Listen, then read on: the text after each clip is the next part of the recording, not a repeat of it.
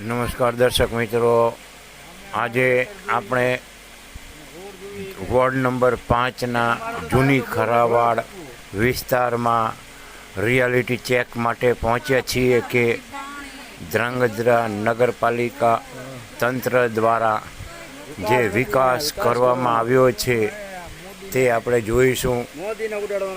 આ જૂની ખરાવાડ એટલે કે આંબેડકર હોલની પાછળની શેરીઓની અંદર રસ્તાઓ ચકાચક જોવા મળી રહ્યા છે.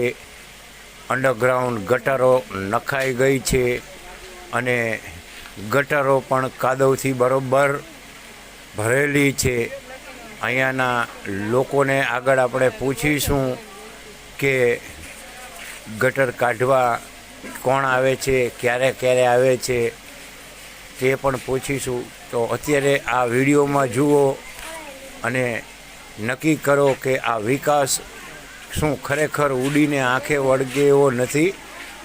તો આપણે જોઈશું કે આ છેલ્લા 4.5 વર્ષથી ચૂંટાયેલા સુધરાઈ સભ્યો વોર્ડ નંબર 5ના કેવો વિકાસ કરીને બતાવ્યો છે કે ઘરે સૂતા સૂતા પણ લોકો તેઓને મત આપી જશે. તમને શું લાગી રહ્યું છે દર્શક મિત્રો?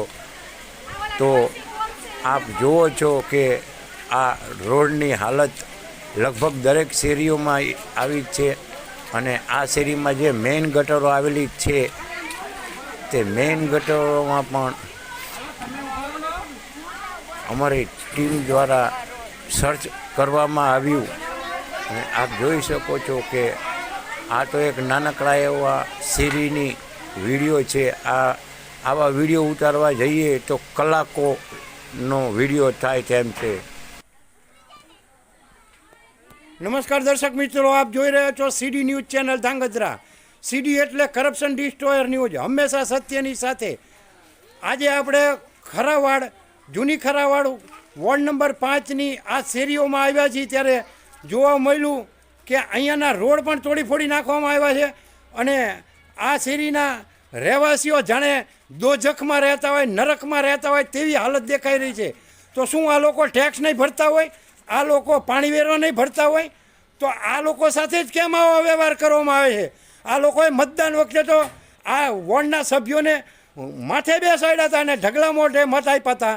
તો પછી સુધરે સભ્યો અત્યારે કઈ ગુફામાં કરી ગયા છે એ આ લોકો પૂછવા માંગે છે. તો ધ્રાંગધ્રા વોર્ડ નંબર 5ના સુધરાઈ સભ્યોએ પણ જાણવું જોઈએ કે જો આ મતદાર છે તો તમે છો, નહીંતર તમને કોઈ બોલાવશે પણ નહીં શેરીમાં અને ક્યાંયથી તમે બહાર નીકળશો તો કોઈ તમને બોલાવવા પણ રાજી નહીં થાય. તો આપણે આ વોર્ડના સભ્યોને મતદારોને પૂછશું કે તમને શું તકલીફ છે. હા તો બેન, તમારું નામ કહેશો? હા કુસુમબેન, હા તમારે ગટર આટલી ને આટલી ભરેલી હોય છે એ ક્યારે કાઢવા આવે છે? ગટર કોઈ કાઢવા આવતું નથી. ગટર અમે બધા હાથે જ કાઢી અને રોડ આખો બધો તૂટી ગયો છે ને અમારે બહુ તકલીફ પડે છે, પાણી આવતું નથી. આ રોડ તો 2 ફૂટ જેવો જ દેખાય છે, બાકી તો બધું તોડી ફોડીને નાખેલું છે. તો આમાં તમારા બાળકો પડી જતા નથી? ક્યારેય વાગી નથી જતું? અમે પડી જઈશું. તો જે લોકોએ તમે જે લોકોને મત આપીને આગળ લાવ્યા એમની જવાબદારી છે કે આ તમારું કામ કરે, છતાંય તમારા પ્રત્યે આ ઉદાસીન કેમ તમારી સાથે આ વર્તન કરવામાં આવે છે? કોઈ સાંભળતું જ નથી. અમે તો મત દઈશું બરોબર ટેમો ટેમ. તો આ હતી વોર્ડ નંબર 5ના જૂની ખરાવાડ હાઉસિંગ બોર્ડવાળા મતદારોની સમસ્યા. તો શું આ નગરોડ અને કુંભકરણની નિંદરમાં આવેલું તંત્ર હવે જાગશે ખરું? આ બાજુની લગભગ 4 થી 5 શેરીઓમાં આ જ હાલત અમને જોવા મળી છે અને આ લોકો આજે ખુલીને બોલ્યા છે. તો જો આમનું કામ નહીં કરવામાં આવે તો આવતી 4-5 મહિના પછીની ચૂંટણીઓમાં આ લોકો એવો જ જવાબ દેશે કે તેઓ ધૂળ ચાટતા થઈ જશે. આભાર.